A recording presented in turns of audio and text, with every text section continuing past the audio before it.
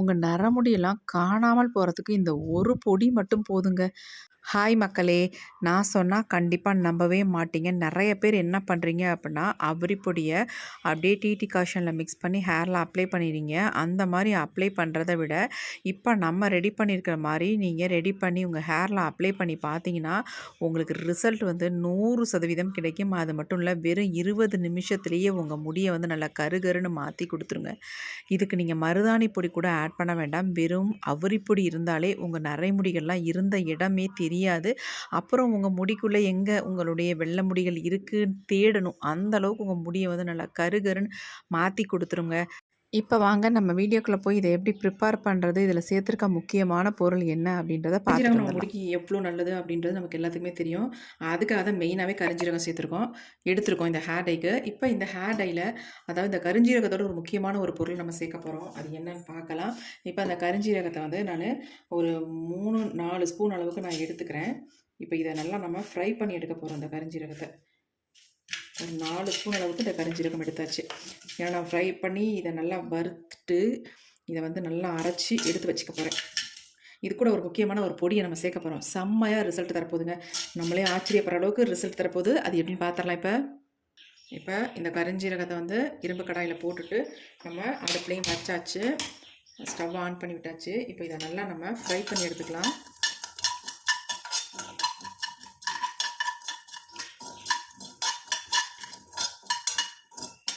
இது வந்து வாசனை வரும். அது வரைக்கும் இத வந்து நம்ம ஃப்ரை பண்ணிக்கணும். அப்பதான் இது வறுபட்டதா அர்த்தம். அதுக்கு முன்னாடி நம்ம வறுபட்டுருச்சு அப்படின்னு எடுக்கக்கூடாது. அப்ப நமக்கு ரிசல்ட் நல்லாவும் கிடைக்காது. ஏன்னா ஆல்ரெடி வந்து கருகருன்னு இருக்கிறதுனால இது வந்து ஃப்ரை ஆனதே தெரியாது. அதனால தான் நான் சொல்கிறேன். நல்லா ஸ்மெல்லை வச்சு கண்டுபிடிச்சி இதை எடுத்துக்கலாம்.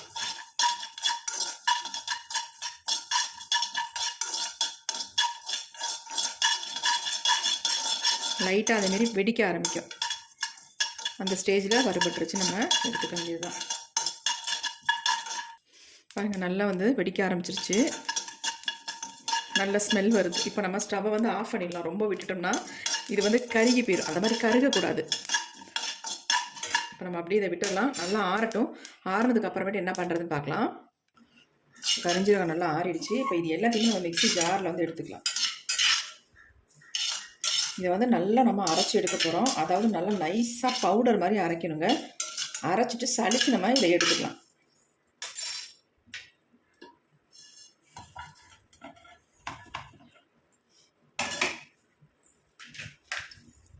இப்போ அரைச்சிட்டு வந்துடுறேன். இப்போ நல்லா அரைச்சிட்டு சளிச்சு எடுத்தாச்சு. இங்கே பாருங்கள் எப்படி இருக்குன்ட்டு. இந்த மாதிரி நல்லா பவுடர் மாதிரி இருக்கணும் இந்த கரிஞ்சீரகம். நல்லா அரைச்சாச்சு. இப்போ இது அப்படியே இருக்கட்டும். அடுத்து நம்ம என்ன பண்ணுறதுன்னு பார்க்கலாம். இப்போ நம்ம ஒரு இரும்பு கடாயான அடுப்பில் வச்சுக்கலாம். இப்போ இதில் வந்து நம்ம அரைச்ச அந்த பொடி பண்ண கரிஞ்சீரகத்தை வந்து 1 ஸ்பூன் அளவுக்கு நான் எடுத்துக்கிறேன். நான் வந்து ஒரு 3-4 ஸ்பூன் அரைச்சி எடுத்துக்கிட்டேன். அதில் வந்து 1 ஸ்பூன் அளவுக்கு கரிஞ்சீரகத்தை நம்ம எடுத்தாச்சு. எடுத்ததுக்கு அப்புறமேட்டு நம்ம இதில் வந்து ஒரு பொருளை ஆட் பண்ணிக்கலாம். இப்போ அந்த கரிஞ்சீரகத்து கூட நம்ம என்ன ஆட் பண்ண போகிறோம் அப்படின்னா, காஃபி பவுடர் 2 ஸ்பூன் அளவுக்கு நான் எடுத்துக்கிறேன். பாருங்கள், இன்னொரு ஸ்பூனும் எடுத்துக்கலாம். 2 பேக்கெட் நான் இதில் ஆட் பண்ணியிருக்கேன். எந்த பிராண்ட் காஃபி பவுடராக இருந்தாலும் பரவாயில்ல. ஆனால் சன்ரைஸ் நான் ஆட் பண்ணியிருக்கேன். நீங்கள் எது வேணாலும் ஆட் பண்ணிக்கலாம். ஆனால் இன்ஸ்டன்ட் காஃபி பவுடராக இருக்கணும் மெயினாக. அடுத்து நம்ம இது வந்து 2 டம்ளர் அளவுக்கு இந்த கப்பு வந்து தண்ணி பிடிக்கும். நான் வந்து 1 டம்ளர் அளவுக்கு, அதாவது பாதி அளவு தண்ணி எடுத்திருக்கேன். இந்த அளவுக்கு நான் தண்ணி எடுத்திருக்கேன். இப்போ இது உள்ளே ஆட் பண்ணிக்கலாம். ஆட் பண்ணியாச்சு. இப்போ இதை நல்லா நம்ம கலந்து விட்டுடலாம்.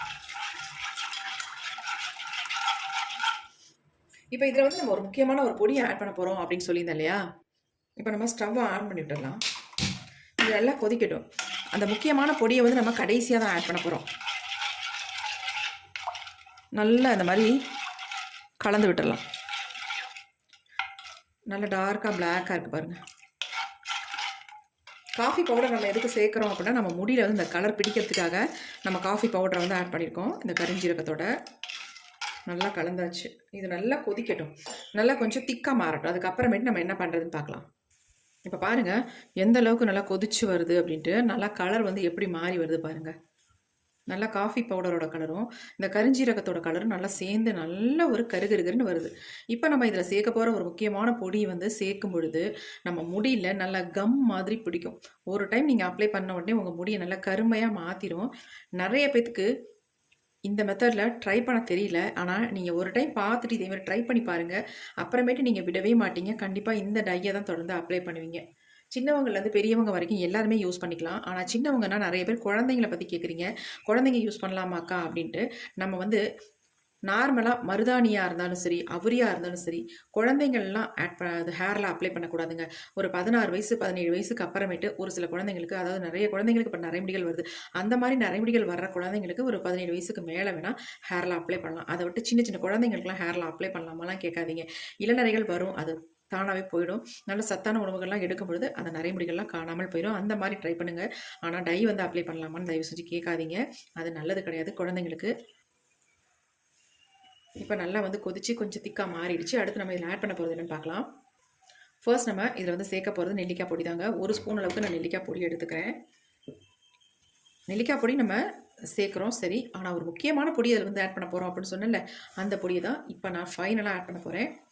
இது கொஞ்சம் திக்காக வந்ததுக்கு அப்புறமேட்டு கடைசியாக அதை ஆட் பண்ணிட்டு உங்கள் ஹேரில் அப்ளை பண்ணிக்கலாம்.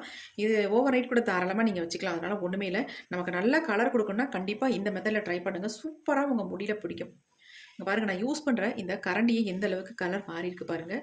அந்த கரண்டியில் கூட அந்த அளவுக்கு கலர் வந்து பிடிக்குது. இப்போ நல்லா வந்து திக்காக மாறிடுச்சு. இன்னும் கூட நல்லா திக்காக மாறிடுச்சு பாருங்கள். உங்கள் முடிக்கு தகுந்தது மாதிரி நெல்லிக்காய் பொடி சேர்த்துக்கோங்க. நெல்லிக்காய் பொடி இவ்வளோ தான் சேர்க்கணும் அப்படின்றதெல்லாம் கண்டிப்பாக கிடையாதுங்க. உங்கள் ஹேருக்கு தகுந்தது மாதிரி இதை வந்து மிக்ஸ் பண்ணிக்கோங்க. இப்போ ஃபைனலாக நம்ம ஒரு முக்கியமான ஒரு பொடியை வந்து சேர்க்க போகிறோம். அது என்னென்னு பார்க்கலாம். இப்போ இதில் வந்து நம்ம சேர்க்க போகிற முக்கியமான பொடி அவுரி பொடிங்க. இந்த அவுரி பொடி வந்து நீங்கள் அதிகமாக சேர்க்கணும் அப்படின்றது கிடையாது. இந்த ஹேர் டையில் நீங்கள் 1 ஸ்பூன் அவுரி பொடி சேர்த்தாலே போதும். உங்களுக்கு வந்து நல்ல கருமை பிடிக்கும், நல்ல கருமையாகவும் மாறும். இப்போ நல்லா வந்து கலந்து விட்டுக்கலாம். கட்டிகள் இல்லாமல் கலந்து விட்டுக்கோங்க. ஃப்ளேமை வந்து நம்ம தூக்கி விட்டுக்கலாம். குறைச்சேன், இப்போ நான் அதிகமாக தூக்கி விட்டாச்சு. நல்லா திக்காக மாறட்டும். இந்த பாருங்கள், நான் மிக்ஸ் பண்ண உடனேயே கரண்டி பாருங்கள் எந்த அளவுக்கு சேஞ்ச் ஆயிடுச்சு அப்படின்னு, எப்படி பிடிச்சிருக்கு பாருங்கள். நம்ம கையில் கூட எடுத்து காட்ட வேணாம், ஆனால் இந்த கரண்டியில் பாருங்கள் எந்த அளவுக்கு கலர் வந்து பிடிச்சிருக்கு அப்படின்ட்டு. இங்கே பாருங்கள் அப்படின்னு செம்ம ஒரு டார்க் கலர் நமக்கு கிடச்சிருக்கு பாருங்கள். இந்த அவுரி பொடியை சேர்க்கும் பொழுது தான் இந்த அளவுக்கு இந்த டைக்கு ஒரு கலர் வந்து நமக்கு கொடுக்கும். இப்போ இதை வந்து நம்ம ஹேரில் அப்ளை பண்ண அளவுக்கு ஒரு கன்சிஸ்டன்சிக்கு கொண்டு வந்துடலாம். எப்படி இருக்கு பாருங்க.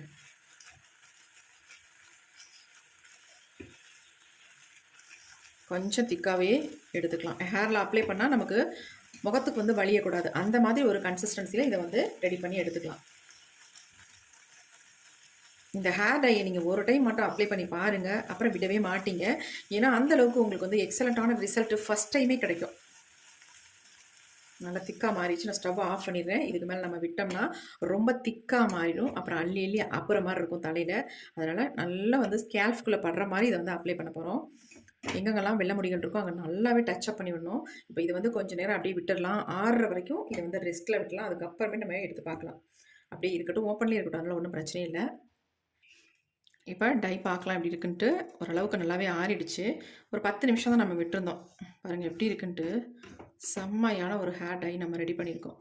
இப்போ அந்த டையை வந்து நம்ம ஒரு பவுலுக்கு சேஞ்ச் பண்ணிக்கலாம்.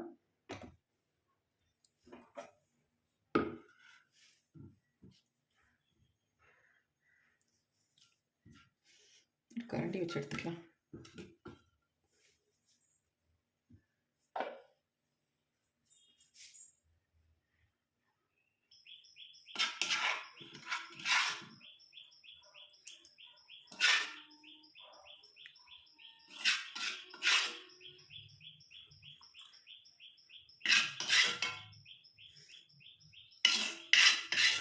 ஒருத்தருடைய ஹேருக்கு வந்து ஃபுல்லாக அப்ளை பண்ணுறதுக்கு கரெக்டாக இருக்கும். இது ஃபுல்லாக ஒயிட் ஹேராக இருந்தால் கூட இந்த டையை நீங்கள் அப்ளை பண்ணும்பொழுது எல்லாத்தையுமே நல்ல கருன்னு மாற்றி கொடுத்துரும்.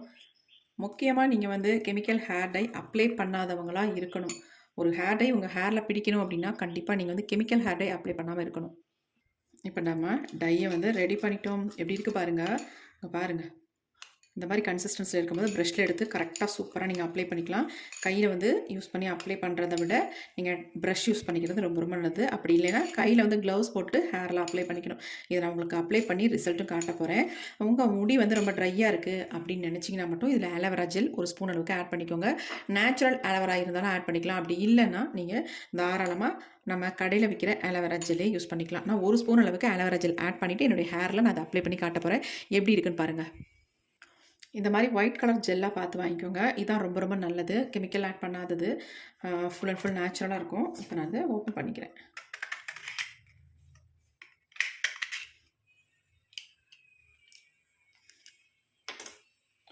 ஒரு ஸ்பூன் அளவுக்கு இதில் ஆட் பண்ணிக்கலாம்.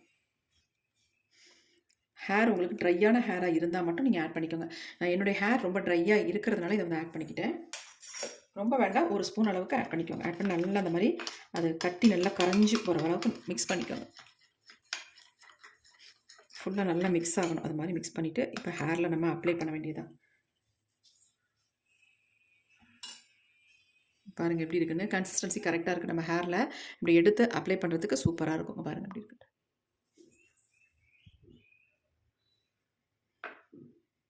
எந்த அளவுக்கு பிடிக்குதுன்னு பாருங்கள். நம்ம தொட்ட உடனே அப்படி மை மாதிரி கையில் வந்து ஒட்டுது பாருங்கள். இந்த மாதிரி இருக்கணும். அப்படி உங்களுக்கு வந்து அப்படியே போய் முடியல போய் ஒட்டணும் அப்ளை பண்ண உடனே. அப்போ தான் நமக்கு ஹேர் டை நம்ம கரெக்டாக ரெடி பண்ணியிருக்கோம் அப்படின்றது அர்த்தம். பாருங்கள் எப்படி இருக்குன்னு. என் கையிலேயே அந்தளவுக்கு சூப்பராக வந்து பிடிச்சி செம்ம பளபளன்னு இருக்கு பாருங்கள். நம்ம ஆலோவேரா ஜெல் யூஸ் பண்ணால் இந்த மாதிரி உங்கள் முடி வந்து ரொம்ப ஷைனிங்காக இருக்கும் பார்க்குறதுக்கு. அது நல்லா காய்ஞ்சதுக்கப்புறம் பார்த்திங்கன்னா அப்படியே பளபளன்னு இருக்கும் ஹேர் பார்க்குறதுக்கு. அதுக்காக தான் மெயினாக ஆலோவேரா ஜெல் வந்து யூஸ் பண்ணுறது. உங்கள் ஹேர் ட்ரையாக இருந்தாலும் இந்த மாதிரி ஆலோவேரா ஜெல் நீங்கள் தாராளமாக யூஸ் பண்ணிக்கலாம். கண்டிப்பாக ட்ரை பண்ணி பாருங்கள். இப்போ இந்த ஹேர் டை என்னுடைய ஹேரில் நான் அப்ளை பண்ணி உங்களுக்கு ரிசல்ட் காட்ட போகிறேன். எப்படி இந்த டையை வந்து அப்ளை பண்ணுறது, எவ்வளோ நேரம் நம்ம ஹேரில் வச்சுக்கிறது அப்படின்றத நம்ம பார்த்துட்டு வந்துடலாம் வாங்க.